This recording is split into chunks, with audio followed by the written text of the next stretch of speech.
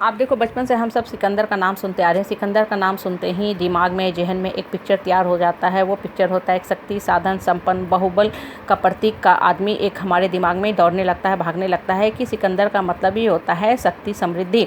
आप देखो, अगर गौर से देखो तो हम जिस समाज में, परिवार में, परिवेश में रहते हैं, कुछ लोग जो होते हैं बिल्कुल ही अपने आप को सिकंदर समझते हैं। उनके पास पावर, पोस्ट, पोजीशन, पैसा होता है। इस आधार पर वो अपने आप को मान के चलते हैं कि समाज को, परिवार को, इस सृष्टि को तो हम ही चला रहे हैं। जो उनके अंदर की कहीं न कहीं गलतफ़हमी होती है, जैसे छिपकली को गलतफ़हमी होती है कि वो छत को पकड़े हुए। ऐसे लोग जो होते हैं महादम्भी होते हैं, अहंकारी होते हैं। आपके ऊपर शासन करेंगे, आपको नीचा दिखाएंगे, रुलाएंगे, डराएंगे, धमकाएंगे, हर तरह से आपका शोषण करेंगे। अपने आप को सिर्फ और सिर्फ जो इस तरह के लोग होते हैं ना, राजा समझते हैं और आपको प्रजा समझते हैं और हमेशा चाहेंगे कि आप उनकी सेवा के लिए एक पैर पे खड़े रहो, राज छत्र लेके खड़े रहो और थोड़ा सा आप उठे नहीं कि ऐसे लोगों के दिमाग के अंदर खलबली होने लगती है। ऐसे लोग जो होते हैं सुपर ईगो में जीते हैं, दम्भी होते हैं। लेकिन इस तरह के लोगों के लिए ना एक छोटी सी स्टोरी मैं समझा देती हूँ। जब भी इस तरह के लोग आपको डराते हैं, धमकाते हैं, आप भी इनको अच्छे से समझा दिया करो। सिकंदर इतना शक्तिशाली होते हुए मात्र 32 साल की आयु में धरती से चला गया। धन संपत्ति समृद्ध था, बाहुबल का वो प्रतीक था। उसके पास शारीरिक, मानसिक हर तरह की शक्ति थी। लेकिन अंत समय में सिकंदर बुरी तरह बीमार पड़ा। उसकी अंतिम इच्छा यही थी माँ से मिलने की।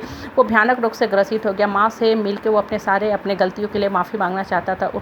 अपने डॉक्टर, वैद्य, चिकित्सक, सेवक सबको बोला कि हर कोशिश करो मुझे बचाने का। मेरा धन, दौलत, समृद्धि, शक्ति, सोना, चांदी, ऐश्वर्य जो है सब तुम ले लो, सब बांट दो लोगों को बीच में, लेकिन मुझे तुम सिर्फ और सिर्फ 2 दिन यानी 48 घंटे के लिए मेरे आयु को बढ़ा दो, मेरी सांसों की गति को लंबा कर दो ताकि मैं माँ से जाके मिल सकूँ। डॉक्टर, वैद्य, चिकित्सक हर कोशिश करें लेकिन कोई भी सिकंदर को ना बचा पाया और अपने कर्म के हिसाब से मात्र 32 साल के आयु में सिकंदर का जो था आत्मा इस शरीर को छोड़ के चली गई और सिकंदर मर गया और उसकी माँ से मिलने की जो इच्छा थी अधूरी रह गई।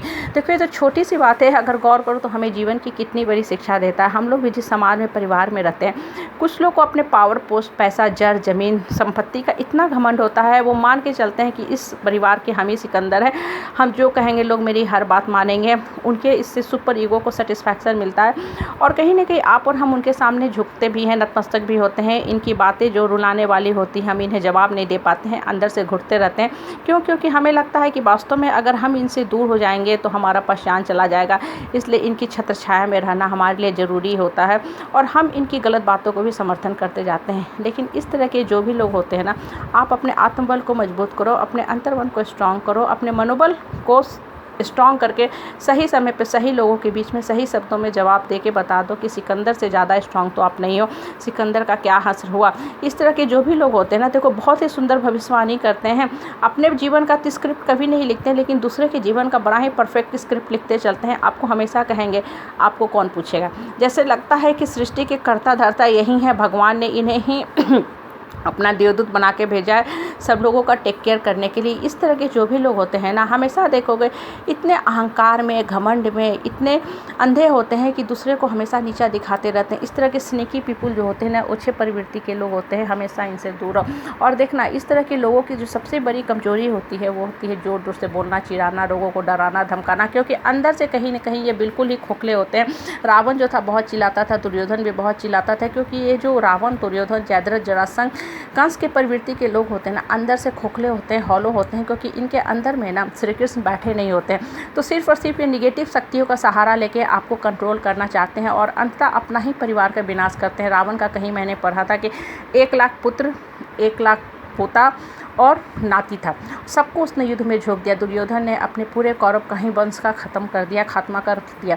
देखो, इस तरह के जो भी प्रवृत्ति के लोग होते हैं ना, ये बिल्कुल ऐसे ही होते हैं। इसलिए इनसे हमेशा डिस्टेंस और स्पेस लेके चला करो, नहीं तो क्या होगा कि आपका दिमाग बन के आपकी जो शक्ति है दिमाग की उसको खाते रहेंगे और उसको छीन करते रहेंगे, आपका मनोबल गिराते रहेंगे। और लाइफ में देखो, अगर कोई चीज़ सही मामले में आपको स्ट्रांग बनाती है तो वो सिर्फ और सिर्फ ऊपर वाला की शक्ति। आज आपने कभी सोचा था कि कुछ ऐसा माध्यम बन जाएगा, यूट्यूब पे ऐसे ऐसे मैसेज आ जाएंगे कि हम सब जुड़ते जाएंगे। ये जो सारी चीज़ें हैं ना, देखो ऊपर वाले की शक्ति का प्रतीक है। इसलिए ये जो पापी गुरु होते हैं, जो अपने आप को धर्म गुरु कहते हैं, अपने आप को सिकंदर समझते हैं, इनको अपने लाइफ में कुछ भी मत दो। इनका आपकी लाइफ में 0 वैल्यू होना चाहिए। इस तरह के लोगों की तो कोई रिलेवेंट वैल्यू होती ही नहीं है। इस तरह के लोग बेसिकली आपके लाइफ में बात करने लायक भी नहीं होते हैं। इसलिए हमेशा इनको माइंड से साइड करो। अपने जीवन के कर्ता धर्ता खुद बनो, क्रिएटर डायरेक्टर खुद बनो। टाइम और लाइफ जो है बहुत ही प्रीशियस है, उसको हमेशा मीनिंगफुल बनाओ और अपने आप एक सशक्त स्ट्रॉन्ग पर्सनालिटी बना के जीते जाओ, तभी जीवन में आप सफल रहोगे।